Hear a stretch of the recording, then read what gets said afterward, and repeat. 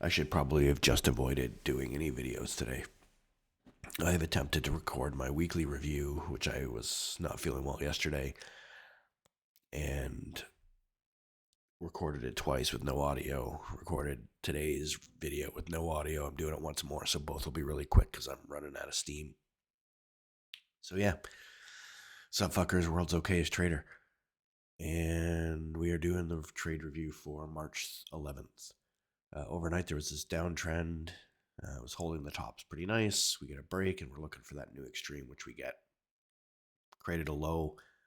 Looks like it was forming the bottom of the range. We had a little bit of a resistance up here for the top of the range, so I drew that in. From here, we were looking for this little uptrend, looking for the break in a new extreme of this trend. So there's the break. Now we're looking for a new extreme. So we're thinking long at this point. Now, what I didn't notice at the time was here's this midline of the range. It kind of was acting as local resistance, as well as these little tops here were acting as local resistance. So when I saw this second entry long fire hit that and then reverse down, I switched and I was thinking short. So I went in there and grabbed it for a scalp for this failed second entry long. Now, depending on how you count this, this could technically be not a failed second entry. I think it made a 4 point scalp. Did it? Or 4.4 tick scalp. So you would have entered. Oh, yeah, no, it didn't. Okay, so that was a good failure because it didn't make a scalper's profit. And it turned around and went back the other way. So it is holding. It did the EMA held that bar. That resistance held it down. So going short there was something I was thinking about. We did break and get the new extreme. Then I drew this range in here and we just kind of went sideways and started in a downtrend. And somewhere in here, I got distracted by my day job and probably coughing my face off. There we go. Yeah, so there was a downtrend. There wasn't really anything good to enter here. You know, high. Maybe you could enter that as a failed breakout. Uh, yeah, failed breakout, but it just seems so bearish to try to fade that. But in here we get the high, first entry, second entry failure, but it's so far from the EMA. Lower high, far from the EMA. And then into the bottom resistance. And it just kind of like there was nothing good. Like there wasn't anything worthwhile. Then we were starting to form this bottom here. So maybe you could have considered sort of a triple test going along in here somewhere. But we're like first new low, first entry, second entry, third entry, for the short, third entry failure. Like, and even this would be a failure there. It goes down, stops you out, and comes back. It's just chopping around. It's better to stay out of that crap.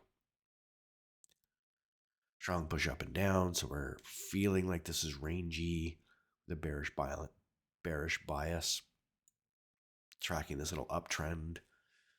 Uh, I was watching where this went through all of this. Maybe it was there. I don't know. I didn't see anything that was good. Like it's holding there, but there's space above, there's space below. Then it kind of rolls over. So I'm thinking, okay, maybe that's the top. So I put in this range. Now we're looking for a downtrend. And here, I was determining whether it was a tighter one or a little bit here. So I'm thinking this is finally the break. This didn't put in the new extreme. We do have a short-term uptrend. We get that break and it attempts, and then it fails. So I went short on this lower high, confirming a second entry short. So there's the low, first entry, second entry short. Now this bar went all wonky, and I skipped it because we did have a short-term uptrend going on here. So I was going to look for a lower high confirmation, which we ended up getting. And overall, I think that was the better trade for sure. Creates the new low, look at an uptrend. So here's our break. We are going to look for a new extreme up. But we do have this short downtrend, which we get a break and a new low. Now we're looking for this uptrend to create its new extreme. We get this high, but it's holding this resistance pretty hard. So this could be a triple test failed breakout, right? Attempt to go, failed. So I entered short there. Now I think with my shortened target, this was a shortened target. It wasn't a longer one for the main position, and I added a runner just in case we went down to grab that larger target, thinking that this was sort of a small range. But also, the runner probably wasn't the best idea only because this uptrend needs that new high. So eventually, we're expecting this to get a new high, considering how close it kind of was, and it did get it, and that's where it ends up getting stopped out. So yeah, those are the it for the day. All these bars are created. They've been fairly slow because I started um, creating this video right after here, and it's taken me way too long. It's taken me an hour to get here, so with the restarts, but um, maybe there's a failed second entry long here. It'd be not bad actually in hindsight.